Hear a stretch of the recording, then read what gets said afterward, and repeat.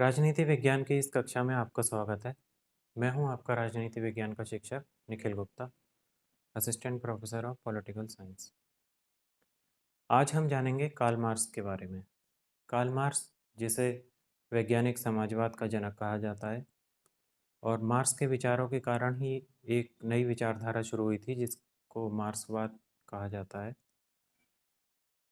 तो मार्क्स को शुरू करें इससे पहले इसके संबंध में ये जान लेना चाहिए कि मार्क्स को जहाँ लाखों लोग ईश्वर मान के उसकी पूजा करते हैं, तो वहीं लाखों लोग उसे पिशाच मानकर उससे घृणा करते हैं, क्योंकि उसके विचार ही कुछ ऐसे थे। तो अगर ऐसे व्यक्ति को अध्ययन करना हो, उसे जानना हो, तो बेहतर तरीका ये है कि भावुकता को मस्तिष्क की खिड़की से बाहर फेंक दिया जाए और विवेकपूर्ण तरीके से उसे समझने की कोशिश की जाए कि आखिर उसने कुछ कहा तो क्यों कहा और कुछ विचार दिए तो क्यों दिए। तो आइए शुरू करते हैं। Karl Marx. कार्ल मार्क्स, जिसका जन्म 1819 में हुआ था और मृत्यु 1883 में। पिछली कक्षा में मैंने आपको बताया था कि 18वीं सदी में औद्योगिक क्रांति हुई, जिसके दुष्परिणाम 19वीं सदी तक आते आते स्पष्ट होने लगे थे। तो ये ठीक वही समय था जब कार्ल मार्क्स आया, और उसका जन्म उन परिस्थितियों में हुआ जहां उसने देखा कि एक तरफ तो बहुत अमीर लोग हैं और एक तरफ बहुत गरीब लोग। तो उसके लिए एक मैदान तैयार हो चुका था जहाँ पर उसे केवल लिखना था। ठीक, तो शुरू करते हैं। Karl Marx. कार्ल मार्क्स, जिसे प्रथम वैज्ञानिक समाजवादी कहा जाता है। एक तो समाजवादी शब्द यहाँ पर आ रहा है, दूसरा वैज्ञानिक। प्रथम का तो मतलब ये है कि वो पहला था ही। ये समाजवादी विचारक या समाजवाद क्या होता है पहले से ही समझ लेते हैं। समाजवाद का मतलब है कि राज्य के पास, समाज के पास जो संसाधन है उस पर संपूर्ण समाज का अधिकार होता है, और वो जो संसाधन है संपूर्ण समाज में बांटे जाने चाहिए। ये होता है समाजवाद। इसके विपरीत होता है व्यक्तिवाद। व्यक्तिवाद का मानना यह है कि समाज के जो भी संसाधन है, जिस व्यक्ति में काबिलियत होगी, योग्यता होगी, वो उनका इस्तेमाल कर लेगा और जो भी परिणाम होगा वो न्यायोचित होगा। ये व्यक्तिवाद है। अब पूरी दुनिया के सभी देश, पूरी दुनिया की सभी सरकारें इन दो विचारधाराओं के बीच झूलती रहती हैं कि किस हद तक व्यक्तिवाद को अपनाया जाए और किस हद तक समाजवाद को। तो कार्ल मार्क्स एक समाजवादी विचारक था, जिसका मानना ये था कि जो भी समाज के संसाधन है वो संपूर्ण समाज के लिए न्यायोचित रीति से इस्तेमाल होने चाहिए। ये। अगला वो वैज्ञानिक था। कार्ल मार्क्स से पहले भी कुछ सामाजिक विचारक हुए, जैसे Saint Simon, Charles Fourier, Robert Owen. इन्हें स्वप्नलोकीय समाजवादी कहा जाता है। स्वप्नलोकीय समाजवादी का मतलब होता है कि इन्होंने समाजवाद की बातें तो की, इन्होंने कुछ सिद्धांत तो दिए कि समाजवाद आना चाहिए, पूंजीपतियों के पास जो इतनी संपत्ति इकट्ठी हो गई है वो कुछ कम होनी चाहिए, और जो उससे वंचित है उससे कुछ मिलनी चाहिए, और ये जो आर्थिक विषमता उत्पन्न हो गई है इसमें कमी लाई जानी चाहिए। इस तरह की बातें इन तीनों ने की, सेंट साइमन, चार्ल्स फोरियर और रॉबर्ट ओवन ने। लेकिन इन्होंने कोई व्यवहारिक सिद्धांत नहीं दिया, कोई व्यवहारिक रूपरेखा नहीं बताई कि ये आखिर होगा कैसे। इन्होंने एक यूटोपिया, रॉबर्ट ओवन की एक पुस्तक है, उसका नाम है यूटोपिया। यूटोपिया का मतलब ही होता है काल्पनिक लोकीय एक दुनिया या जगत। तो रॉबर्ट ओवन ने कहा कि हम एक ऐसे गांव को या नगर को बसाएंगे जहाँ पे सभी लोग समान होंगे, सभी की आवश्यकताएं एक सी होंगी, सभी की ज़रूरतें एक सी होंगी, ना कोई अमीर होगा ना कोई गरीब होगा। तो उसने उसे यूटोपिया नाम दिया। तो इस तरह की बातें इन विचारकों ने की, तो इसी कारण उन्हें स्वप्नलोकीय समाजवादी कहा जाता है। अब मार्क्स को वैज्ञानिक इसलिए कहा जाता है कि मार्क्स जब आया तो उन्होंने मार्क्स ने सबसे पहले इनकी आलोचना इस बात से की कि उन्होंने गुलाब के सुंदर फूलों की कल्पना तो की, परंतु उसके लिए कोई जमीन तैयार नहीं की। इसके विपरीत मार्क्स क्या करता है, मार्क्स पूरी एक क्रमबद्ध तरीके से, चरणबद्ध तरीके से एक पूरी रूपरेखा बताता है, पूरी प्लानिंग के साथ आता है कि हमें ये सब करना होगा। जैसे मार्क्स ने एक नारा दिया कि विश्व के मजदूरों एक हो जाओ, तुम्हारे पास खोने के लिए तुम्हारी जंजीरों के अलावा कुछ नहीं है और तुम जीतने के लिए पूरी दुनिया जीत सकते हो। अब जहां भी ये दुनिया में किसी ने नारा सुना वो मार्क्स का अनुयायी हो गया। इसके अलावा मार्क्स ने 1864 में एक प्रथम अंतर्राष्ट्रीय नामक संगठन की स्थापना की और ये संगठन मजदूरों को इकट्ठा करने के लिए, उनके हितों के संवर्धन के लिए, उनकी पूर्ति के लिए स्थापित किया गया था। इसके बाद 1917 में जो सोवियत संघ की क्रांति हुई वो भी मार्क्स के विचारों के कारण ही संपन्न हुई थी। 1949 की चीनी क्रांति पर भी मार्क्स का प्रभाव स्पष्ट रूप से देखा जा सकता है। इसी कारण लास्की ने मार्क्स के संबंध में लिखा था कि उसने साम्यवाद को अस्त व्यस्त रूप में पाया और उसे एक आंदोलन बना दिया। उसके द्वारा साम्यवाद को एक दर्शन व गति प्राप्त हुई। तो ये था मार्क्स का परिचय। मार्क्स आखिर है क्या, कौन है और उसने क्या किया। इतनी बात स्पष्ट हो गई। अब हम आगे बढ़ते हैं और मार्क्स के कुछ सिद्धांतों को समझते हैं। मार्क्स ने बहुत सारे सिद्धांत दिए थे, जैसे द्वंद्वात्मक भौतिकवाद का सिद्धांत, जिसका अध्ययन हम आज करेंगे। लेकिन मार्क्स के सभी सिद्धांतों का वर्णन एक ही वीडियो में किया जाना संभव नहीं है, तो इसके कुछ पार्ट बनेंगे, 2-3 जितने भी बने, कोशिश करेंगे जितना कम से कम वीडियो में मार्क्स को पूरा किया जा सके। तो आज हम समझेंगे द्वंद्वात्मक भौतिकवाद का सिद्धांत। द्वंद्वात्मक भौतिकवाद, जिसे उसने हीगल से ग्रहण किया था। हीगल वाली कक्षा में आपको बताया था कि द्वंद्वात्मक भौतिकवाद का जो सिद्धांत है हीगल ने दिया था और उसने ये बताया था कि समाज का विकास वाद, प्रतिवाद और संवाद, इन 3 चरणों के माध्यम से होता है। तो हीगल की जो थ्योरी थी उसी को मार्क्स ने ग्रहण किया और उसे आर्थिक जगत पे या राजनीतिक जगत पे लागू किया। लेकिन मार्क्स ने जो हीगल का द्वंद्ववाद ग्रहण किया उसे बिल्कुल वैसा का वैसा ही नहीं स्वीकारा, उसे बिल्कुल हूबहू वैसे ही नहीं अपनाया।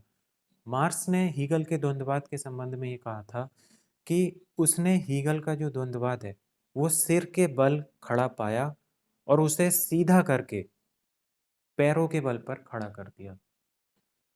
तो यहाँ ये ध्यान रखना है कि जो हीगल का द्वंद्ववाद था और जो मार्क्स का द्वंद्ववाद है वो विपरीत है।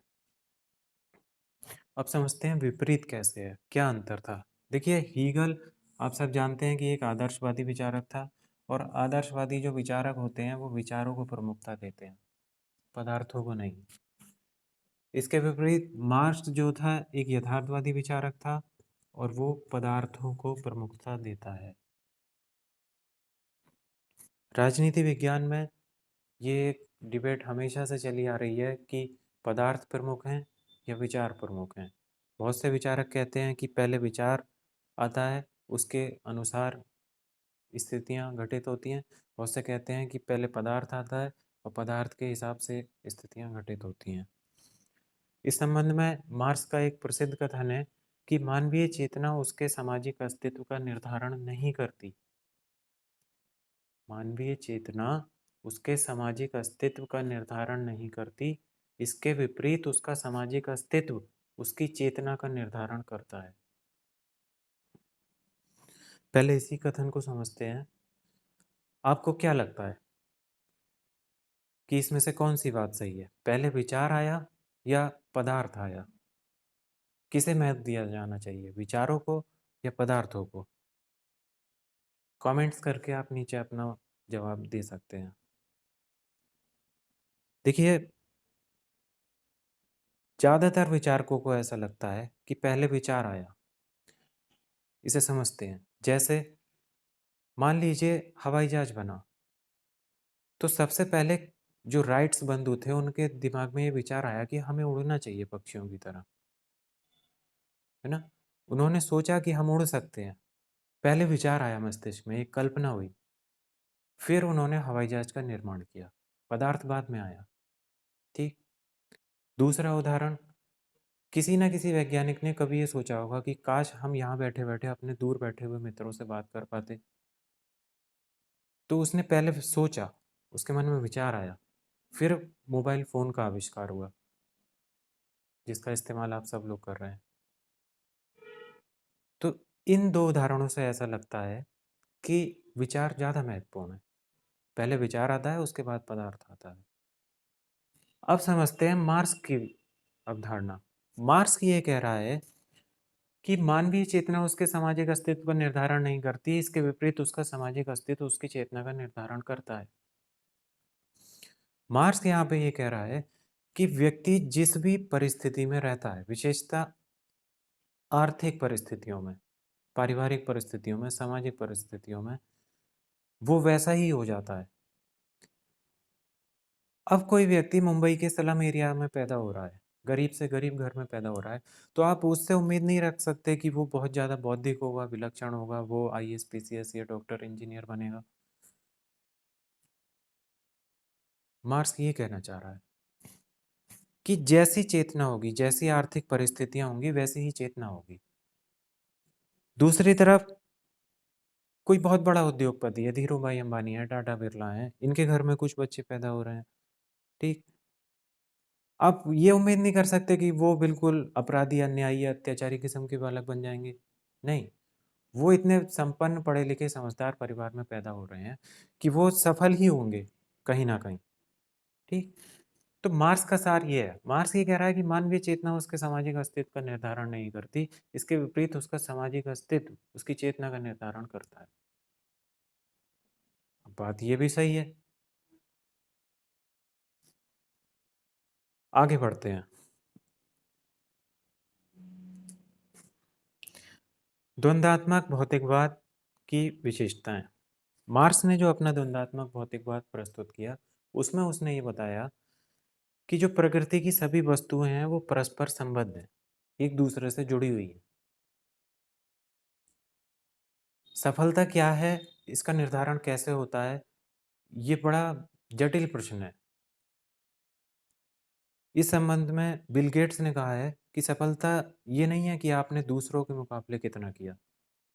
एक एग्जाम में, कैट का एग्जाम हो रहा है, मान लीजिए कोई उसमें टॉप पे आ जाता है, कोई उसमें सफल ही नहीं हो रहा, तो ये सफलता नहीं है। आप ऐसे जज नहीं कर सकते कि पैमाना एक है और उसमें जो सफल हो रहा है वो सफल है और जो असफल हो गया वो पूरी तरह से असफल है।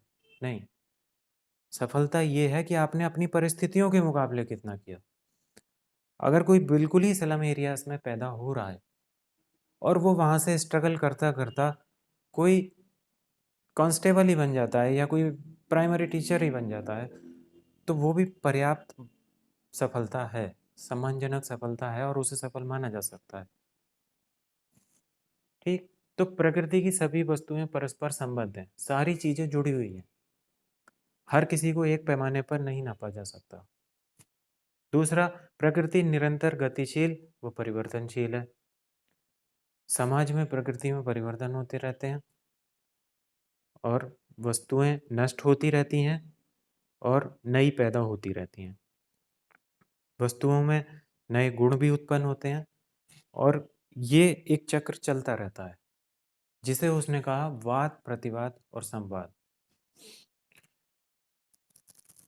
आर्थिक क्षेत्र में उसने उदाहरण दिया था अपनी वाद, प्रतिवाद, संवाद की थ्योरी को बताते हुए कि पूंजीवाद की जो अवस्था है वो वाद है।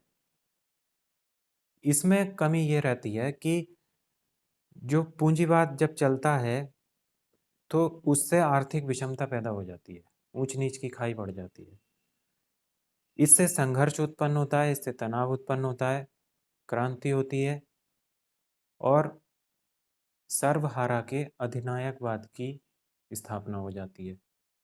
ये दूसरी अवस्था है। वाद पूंजीवाद हो गया और इसका प्रतिवाद हो गया सर्वहारा वर्ग का अधिनायकवाद। ठीक। अब इसके बाद जो तीसरी अवस्था आती है वो होती है साम्यवाद की अवस्था। मतलब जहाँ ना तो पूंजीवाद है और ना ही सर्वहारा का अधिनायकवाद है। एक साम्य स्थिति स्थापित हो गई है। ना जहाँ पे कोई अमीर है ना कोई गरीब है, सभी लोग समान हैं। इस स्थिति को बोलते हैं साम्यवाद। तो वाद प्रतिवाद और संवाद के माध्यम से साम्यवाद की स्थापना होगी और इस चीज को कहा जाता है द्वंद्वात्मक भौतिकवाद का सिद्धांत। इतनी बात स्पष्ट हुई। अब समझते हैं इसकी आलोचना क्यों की जाती है। मार्क्स जिस द्वंद्वात्मक भौतिकवाद की बात करता है कि पहले वाद था फिर संवाद हुआ, उसका प्रतिवाद हुआ फिर संवाद हुआ, ये एक अत्यधिक अस्पष्ट बात है। मतलब अगर हम आज के समाज का, आज की दुनिया का विश्लेषण करें तो हम उसे किस में रखेंगे? वो वाद चल रहा है, प्रतिवाद चल रहा है या संवाद चल रहा है? कुछ स्पष्ट नहीं हो पाएगा। या अगर हम कुछ समय पीछे चले जाएं, क्यों 20वीं सदी कैसी थी, तब भी कुछ स्पष्ट नहीं हो पाएगा कि कौन सी सदी वाद थी, कौन सी प्रतिवाद थी और कौन सी संवाद है। ठीक, तो ये एक अत्यधिक अस्पष्ट सिद्धांत है। दूसरा, मार्क्स ने भौतिकवाद को अत्यधिक महत्व दिया है और विचारों के महत्व को कम कर दिया है। भौतिकवाद मतलब जो वस्तुएं हैं, पदार्थ है, उसे ज़्यादा महत्व दिया है, विचारों के महत्व को उसने नकार दिया है। तीसरा, इतिहास में जो उसने द्वंद्वात्मक भौतिकवाद की व्याख्या की है, इतिहास में इसका कोई उदाहरण नहीं मिलता। अगला, आर्थिक शक्तियों पर अत्यधिक बल दिया है, अन्य की उपेक्षा की है। मार्क्स जो है आर्थिक कारकों पर, आर्थिक तत्वों पर जरूरत से ज़्यादा बल देता है। उसने कहा है कि समाज में जो भी परिवर्तन होते हैं वो आर्थिक कारणों से ही होते हैं, जबकि ये सही नहीं है। समाज में जो परिवर्तन हो रहे हैं उसके लिए सांस्कृतिक कारक, पारिवारिक कारक, राजनीतिक कारक, बौद्धिक कारक, सभी तरह के कारक समान रूप से महत्व रखते हैं। अगर आप महाभारत के युद्ध की व्याख्या करना चाहेंगे कि उसमें आर्थिक कारकों की वजह से वो युद्ध हुआ, तो वो आर्थिक कारणों की वजह से नहीं हुआ था, वो पारिवारिक कारणों की वजह से था, है ना। द्वितीय विश्व युद्ध, प्रथम विश्व युद्ध, ये आर्थिक कारणों की वजह से नहीं हुए थे, वो राष्ट्रवाद के कारण हुए थे। तो हर चीज की आर्थिक व्याख्या नहीं की जा सकती, इसलिए मार्क्स की आलोचना होती है। अगला, इतिहास में हमेशा उत्थान ही नहीं होता, पतन भी होता है। मार्क्स ने जो अपनी द्वंद्वात्मक भौतिकवाद की थ्योरी दी, उसमें उसने बताया कि पहले वाद आता है, फिर सब प्रतिवाद आता है, फिर संवाद आता है, और इस तरह से समाज का विकास होता रहता है। समाज हमेशा ऊपर बढ़ता रहता है, जबकि हमेशा ऐसा नहीं है। इतिहास में हमें उदाहरण देखने को मिलते हैं कि जो समाज है उसका पतन भी होता है, उसमें गिरावट भी आती है। प्रथम और द्वितीय विश्व युद्ध में दुनिया इतनी पीछे चली गई थी कि उसे 50 साल लगे वहां से उभरने में। तो हमेशा विकास नहीं होता, पतन भी होता है। तो ये थी मार्क्स की द्वंद्वात्मक भौतिकवाद की थ्योरी। अभी मार्क्स शुरू ही हुआ है, ठीक। अभी इसके बहुत सारे सिद्धांत आएंगे। एक ही वीडियो में मार्क्स के सारे सिद्धांतों को पूरा करना संभव नहीं है, इसलिए आज मार्क्स का परिचय और उसे वैज्ञानिक समाजवादी क्यों कहा जाता है और उसके द्वंद्वात्मक भौतिकवाद और उसकी आलोचना को पूरा किया गया है। उसके जो बाकी सिद्धांत हैं ये अगली कक्षाओं में पूरे किए जाएंगे। यदि आप इसी तरह के और भी पॉलिटिकल साइंस और उससे रिलेटेड वीडियोस देखना सुनना चाहते हैं तो कृपया मेरे चैनल को सब्सक्राइब करें। सब्सक्राइबर बहुत धीमी गति से बढ़ रहे हैं, मुझे समझ में नहीं आ रहा लोग सब्सक्राइब क्यों नहीं कर रहे हैं। तो कृपया सब्सक्राइब करें, वीडियो पसंद आया हो तो उसे लाइक करें, कमेंट करें, शेयर करें। इस वीडियो में इतना ही, शेष अगले वीडियो में। तब तक के लिए जय हिंद,